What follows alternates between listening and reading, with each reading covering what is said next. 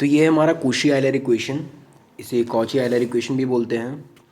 तो ये हमारा टॉपिक 10 है जो कि हमारा जैम 2017 में आया था। न्यूमेरिकल आंसर टाइप 2 मार्क्स का क्वेश्चन है ये। तो ये हमारा पहला क्वेश्चन है इसका टॉपिक 10 के सीरीज़ का। तो ये क्वेश्चन क्या है कि अगर वाई एक्स जो हो जहाँ पे एक्स ग्रेटर देन ज़ीरो आए, be the solution of the differential equation, इस डिफरेंशियल इक्वेशन का सोल्यूशन होगा वाई एक्स। और बोला जा रहा है कि satisfying the condition y one equals to one and y dash one equals to zero, then the value of e square into y, e क्या होगा। ठीक है, ई यहाँ पे कांस्टेंट है, यानी कि वो 2.713 जो होता है वो वाला वैल्यू है। तो बोला जा रहा है कि ये क्या आएगा। तो हमें पता है कि पहले हमें इसे सॉल्व करना है। तो सिंपली देखने से समझ में आ रहा है कि कॉची आयलर इक्वेशन का ये क्वेश्चन है, यानी कि आप क्या करोगे, एक्स इक्वल्स टू क्या करोगे, ई का टी जो लेते हैं, ई का पावर टी। मतलब हमें पता है कि कॉची आयलर इक्वेशन में हम क्या करते हैं, जो ऑक्सिलरी इक्वेशन निकालते हैं उसमें हम क्या करते हैं, जो कि मैंने आपको ऑलरेडी बेसिक वीडियो में बताया है कि इसकी जगह पे हम लिखते हैं m times m minus one, इसकी जगह पे हम लिखते हैं 5m डायरेक्टली, और इसकी जगह पे हम लिखेंगे +4 इज इक्वल्स टू ज़ीरो। अब इसे हम जब सॉल्व करेंगे तो ये क्या आएगा, m स्क्वायर, यहाँ पे आपका आएगा -m, और यहाँ पे आपका आएगा +5m, और ये हो जाएगा +4 इज इक्वल्स टू ज़ीरो।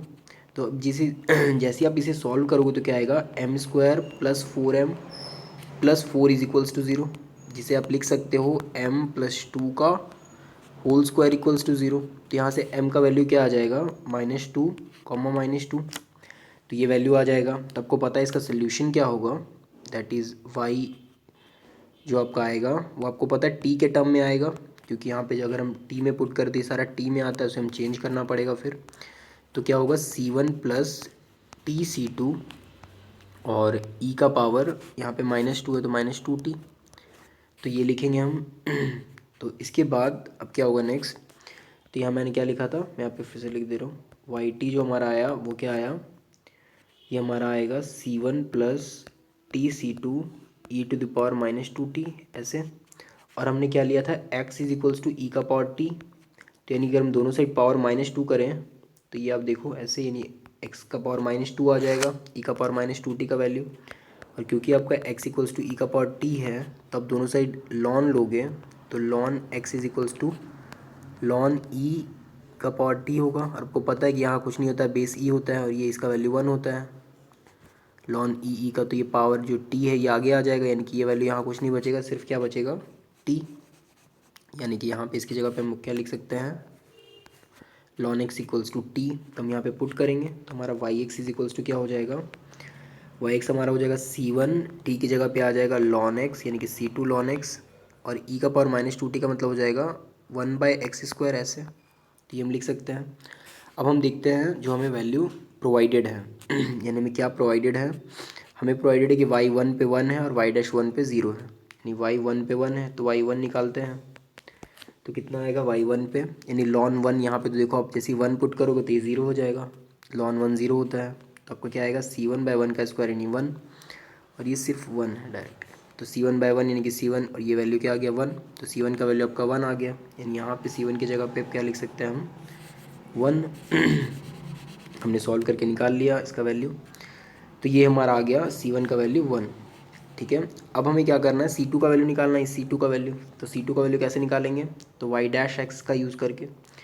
तो y डैश एक्स हमारा कितना आएगा, तो y डैश एक्स हम कैसे निकालेंगे, सबसे पहले हम इसे थोड़ा सिंप्लीफाई कर देते हैं। हम पहले थोड़ा वाई एक्स को ही सिंप्लीफाई कर देते हैं।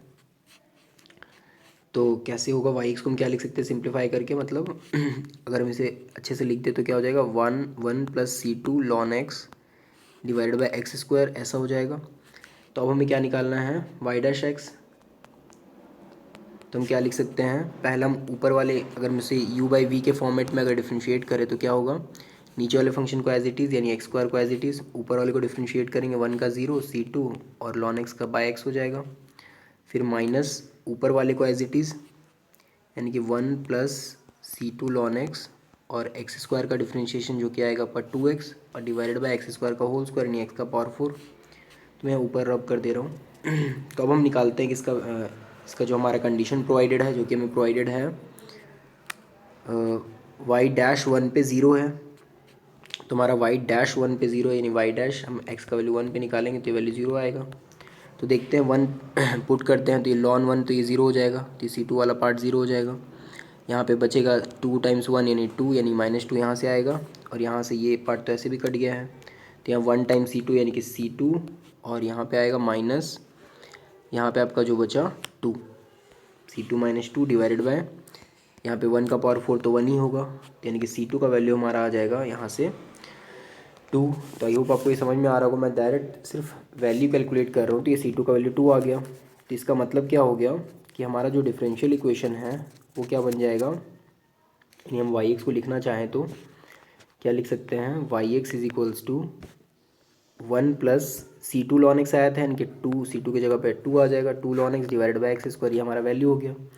Now we have to find the value of y e, तो पुट करते हैं, तो 1 + 2 ln e divided by e², ये इधर चला जाएगा।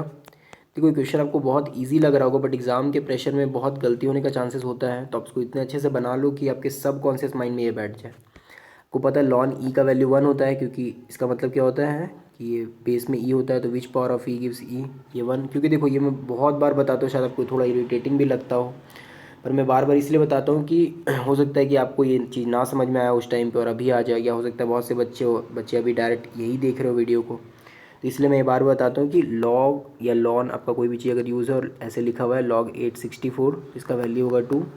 इसका सिंपल सा मतलब होता है विच पावर ऑफ 8 गिव्स 64, तो हमें पता है कि 8 का पावर 2 होता है जो 64 देता है। तो ln e का मतलब क्या हुआ कि बेस तो e है ही, कि which power of e gives e, का कौन सा पावर e देगा तो 1, तो ये वैल्यू 1 आएगा। तो यानी कि हमारा ऊपर वैल्यू आएगा 2 × 1 यानी कि 2 और +1 यानी कि 3, तो e² y e का वैल्यू आ जाएगा आपका 3। तो यानी कि हमारा इसका आंसर जो होगा, यानी इसका जो हमारा आंसर होगा वो हो जाएगा यहाँ पे 3। ठीक है, तो आई होप आपको ये चीज़ समझ में आ गया होगा। Thank you so much.